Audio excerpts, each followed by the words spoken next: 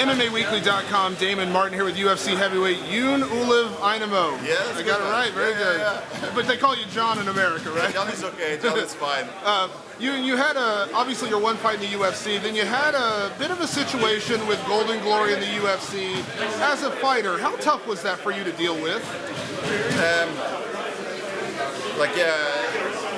Breaks it down a little bit, because you want to do this, you put all your time and effort into the training and to come back and have a career in mixed martial arts, and of course when you lose your contract and you feel it's very unfair, it's not nice, but it wasn't too long, after a little while we worked out all the problems and we were back on track again. But I never stopped training or nothing like that because I always told people it was going to work out. All of the Golden Glory fighters seem to really stand behind the team and understand that it would work out. Were you right there alongside your teammates like Marloes Koenen and the other teammates that really stood there and said Golden Glory does do a good job for us? Yeah, for sure, man. I have no complaints about Golden Glory. I'm very happy with my team.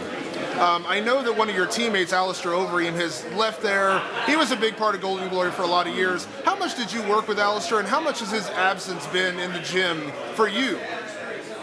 Of course, he was a great training partner for me. Yeah, but he has a lot of experience, and he's probably going to be the next UFC champion.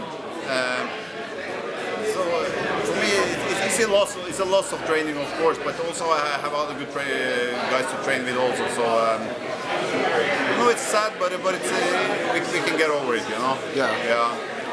Your first fight in the UFC, I know it didn't go your way. It was a back and forth, great fight.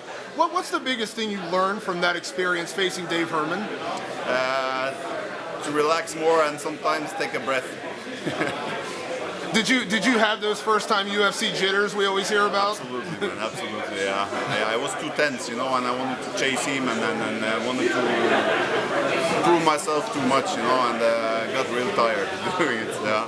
Do you feel a difference already going into the second fight? Do you feel more calm, more relaxed already? I feel my head is better. Yeah. I'm more relaxed, calm, yeah.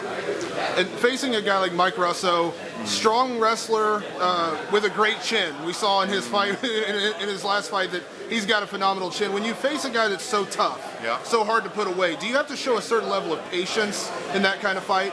Absolutely. And I learned also from the last fight that you cannot chase the knockout too much. If the knockout comes, it comes. You have to come a little bit natural. So I'm not gonna push it too hard. I'm gonna fight, and we have to see what happens, man. Do you put any extra pressure on yourself coming off a loss, or do you have to put that loss out of your head and just focus on this like it's a totally new experience? No, I'm thinking about the loss, of course, and I don't want my record in UFC to be 0-2, so that puts a little bit of pressure, but I think that's okay. That's only good, yeah. Okay, and facing Mike in his hometown, does that, I always hear a lot of guys say that actually puts more pressure on them because the expectations, the crowd. Do you kind of feel the same way? Yeah, I think so too, man. It's harder for him than for me to have the home crowd. He really, I think he feel the urge to perform even more than me, in front of his home crowd. So he can get some extra attention from that. Well, thank you very much for the time, and best of luck, of course, in the fight on Saturday night. Thank you, sir.